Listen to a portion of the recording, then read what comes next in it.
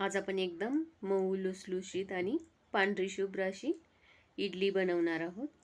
ही इडली बनवायला आपण इडली तांदळाचा वापर करणार नाही आहोत, तर नॉर्मल कोणतेही तांदूळ वापरून आपण ही इडली एकदम सॉफ्ट आणि जाळीदार अशी बनवू शकतो। तर चला मग आता आपण इडली बनवायला सुरुवात करूया। इथं आपण 3 वाटी तांदूळ घ्यायचे आहेत। नॉर्मली कोणतेही तांदूळ घेतले तरी चालेल, मी इथं रेशनचे तांदूळ घेतलेले आहेत। आणि त्याच वाटीने आपण उडीद डाळ घ्यायची आहे। यात आपण डाळ आणि तांदूळ दोन्ही स्वच्छ 2 ते 3 वेळा धुवून घ्यायचं आहे, म्हणजे ह्याच्यातील धूळ किंवा घाण असेल तर ती निघून जाईल। हे आपण 2 ते 3 वेळा धुवून घेऊया। धुवून घेतल्यानंतर त्यामध्ये आपण पाणी घालून घेऊया आणि त्याचबरोबर आपण एक छोटा चमचा मेथी दाणा घालून घ्यायचा आहे, म्हणजे तो पण तांदळाबरोबर चांगला भिजून निघेल। आता हे आपण 6 ते 7 तास भिजवून घेणार आहोत। आता 6 ते 7 तासानंतर तांदूळ आणि डाळ आपली चांगली भिजलेली आहे। तर आता आपण हे बारीक करून घ्यायचं आहे। आपण थोडंसं पाणी ॲड करून याचं चांगलं बारीक पेस्ट करून घ्यायची आहे। जर हे इडलीला बनवणार असाल तर थोडं रवाळ आपण ठेवायचं, आणि जर डोसा बनवणार असाल तर एकदम बारीक पीठ मिक्सरमधून बारीक करून घ्यायचं।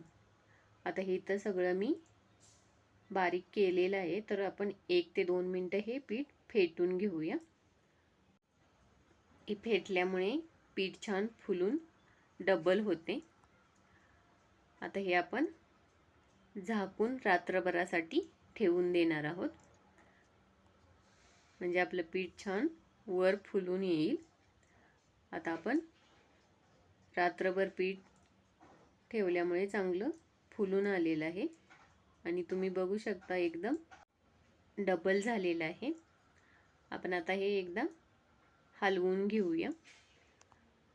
हे आपल्याला जास्त हलवायचं नाही आहे, आपण हलक्या हाताने हे पीठ थोडंसं हलवून घेऊया आणि आपल्याला ह्याच्यातलं जेवढं लागणार आहे तेवढं आपण बाजूला काढून घेऊया आणि राहिलेलं आपण ठेवून द्यायचं आहे।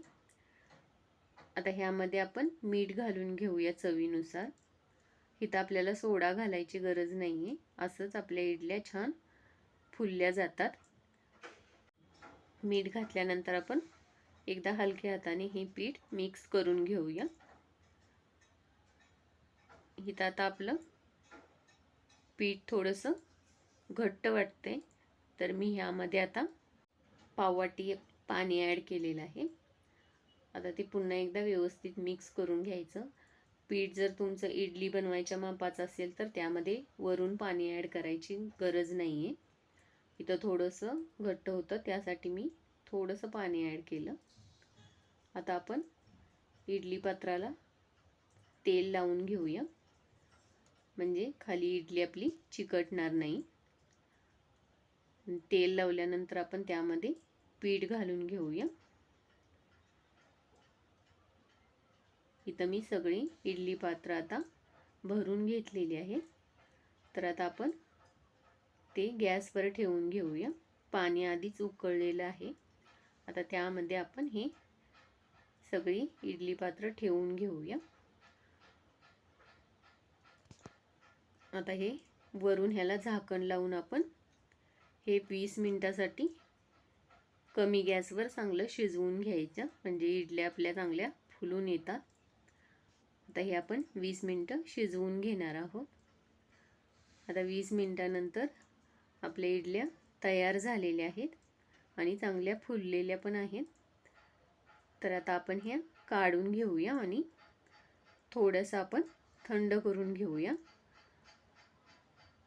म्हणजे त्या चिकटणार नाहीत खाली। तुम्ही बघू शकता सहज निघतेत। तर आपण हे काढून घेऊया। थोडेसे थंड करून काढायचे, म्हणजे खाली चिकटणार नाही। गरम गरम काढलं की इडली पात्राला पीठ चिकटून राहतं, त्यासाठी आपण थोडंसं हे थंड करून घ्यायचं. आता मी सगळ्या काढून घेते